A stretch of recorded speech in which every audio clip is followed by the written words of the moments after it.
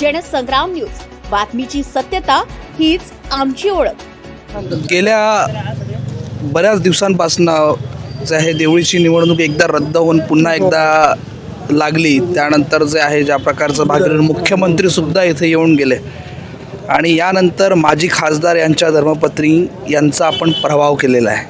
काय वाटतं हा पराभव जो झाला आहे हा पराभव कशाने झाला आणि येणाऱ्या दिवसांमध्ये देवळीकरांसाठी आपण अपक्ष निवडून आलेले आहात, काय देणार आहात आणि बदल कसा घडवणार आहात? खरं तर त्यांचा पराभव तो माझ्यामुळे झाला असं मी मानत नाही. कारण की गेल्या 35 वर्षांपासून त्यांनी ज्या पद्धतीनं सर्वसामान्य माणसाला दुर्लक्षित केलं होतं, खोटा विकास दाखवून, सिमेंटचे जंगल दाखवून त्यांना वाटत होतं की आपण विजयी होऊ, राजकारणात पुढे जाऊ.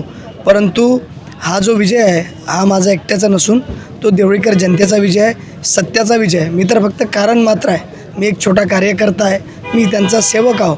आणि राहिला प्रश्न, त्यांना वाटत होतं की त्यांच्याकडे राज्यात आणि केंद्रात सत्ता आहे, मुख्यमंत्री आणि पंतप्रधान आहे. परंतु या निवडणुकीने जिल्ह्याला नव्हे राज्याला एक संदेश दिला आहे की सर्वसामान्य माणसांना जर तुम्ही विश्वासात घेतलं नाही तर ते तुमचा पानिपत केल्याशिवाय राजकारणामध्ये राहत नाही. आणि तो आज 21 तारखेला सत्याचा विजय झालेला आहे.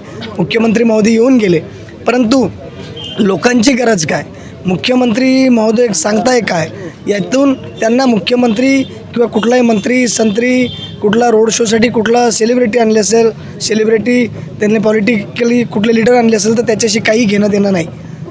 खऱ्या अर्थाने लोकांच्या मुद्द्यांना घेऊन ज्या पद्धतीनं आम्ही लढलो, ही निवडणूक नव्हती तर माझ्यासाठी ही लढाई होती.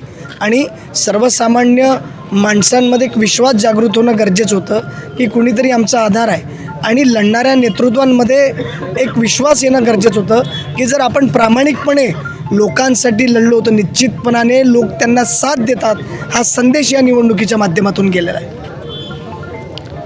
ही निवडणूक लढल्यानंतर विजय झाला, गुलाल उधळला, पण हा विजयाचा गुलाल नागरिकांच्या विकासासाठी कितपत रंग देणारा असणार?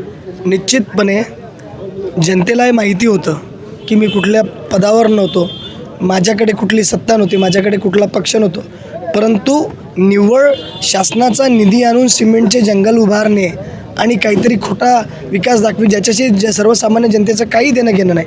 मी ज्या पद्धतीनं काम केलं, कारण राजकारणामध्ये या तुमचा विकास निधी याच्यासोबतच सर्वसामान्य माणसांना आधार देणं गरजेचं असतं.